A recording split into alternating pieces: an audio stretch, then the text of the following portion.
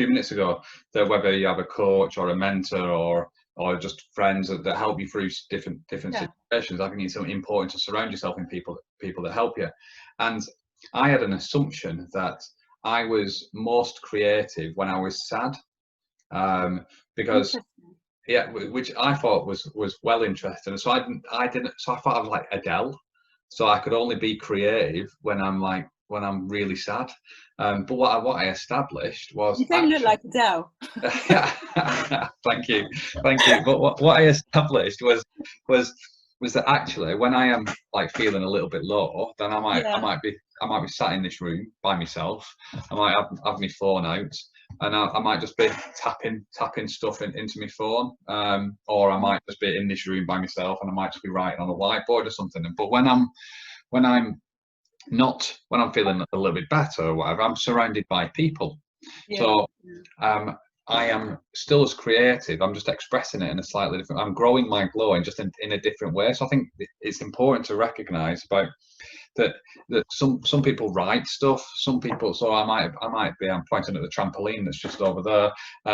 That I might be putting on voices and pretending to be a wrestler and throwing my little boy. I'm still being creative. I'm just demonstrating it in a slightly different way. So what I've tried this past couple of weeks actually is trying to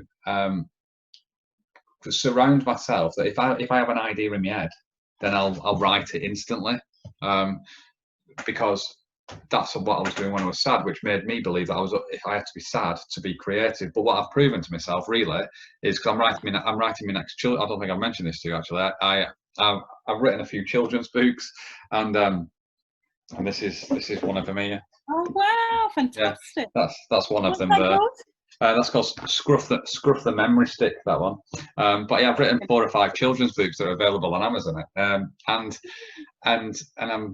I'm writing my next one now, and I hit a blocker about 6-8 weeks ago where I just couldn't get past it.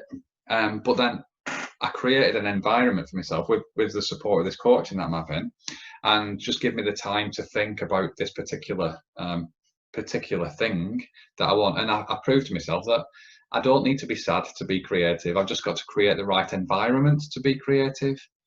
And I think that's really important for people. Have got to. So you mentioned a couple of minutes ago about sitting on the floor, getting everything out of your head. Yeah, and absolutely. what I was finding was that when I was sad and low, the only way I was getting stuff out of my head just by writing stuff down. And when I was happy, I was getting stuff out of my head, but just in a different way. So it just perceived that my work was better when I was sad, because I was documenting it.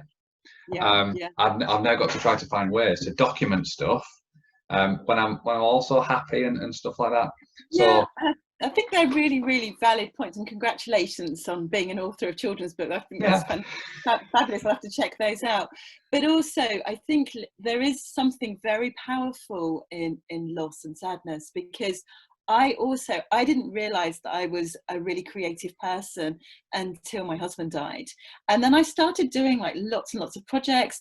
I kind of completely re-landscaped my garden and made an Italian garden, and then maybe a country cottage garden, and did lots of things, and did lots of creative things that I've never kind of really acted upon. When you were talking to Chris and everything, you was like wanting to go to the stadium and wanting to do all those different things. I think you have to kind of do that. But Lily, I think we'll talk, because I know you shared with me a few weeks ago about that beautiful poem that was from the heart. Oh yeah, I did. I've forgotten about that one. So I just thought, just while we're on key of you writing and stuff, because obviously that's one of the things that you love doing. Do you feel able to share that? Yes. Yeah. No. That's fine. Yeah. No. Yeah. Of course. Yeah. So this was actually we spoke about 2 of the things that so far in the last half an hour is when I was feeling down a few weeks ago, I sat with myself with my phone and penned this one. But it came off the back of one of the coaching sessions where I realised that the outcome will either be positive or an opportunity to learn, as opposed to being negative. So this was a summary of the journey that I'd been on through the coaching stuff. So it's called the Masked Smile. So here we go. So people always see me with a smile on my face. However, life really is a long and hilly race. Some days are amazing as you reach a high peak, others closed off and not wanting to speak. How do I explain that sometimes I am sad? What will people really think of me? He's false or he's bad? The voice in my head, it is crippling, I'm stuck. Preventing me, stopping me, it doesn't give a fuck. This week though I learned that these thoughts are not true. I knew this already but hadn't thought it through. If I'm open and share what I think or a concern, the outcome will be positive or an opportunity to learn. The masked smile, I realised it was trying to protect me, when in fact I need to remove it to truly be free. So that's what I wrote, and because thank you, it's very powerful. I've got goosebumps listening to it. It's really thank you for prompting me for that one, because I'd completely forgotten about it, and that really is kind of summed up a few things that we spoke about already. About when I'm sad, I write. That's when I wrote that, but also a recognition that I need to always be myself a little bit more, rather than hiding behind a smile.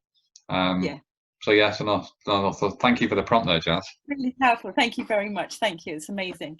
So moving on to, I just call this the Wolf model of resilience, and this really kind of like came about from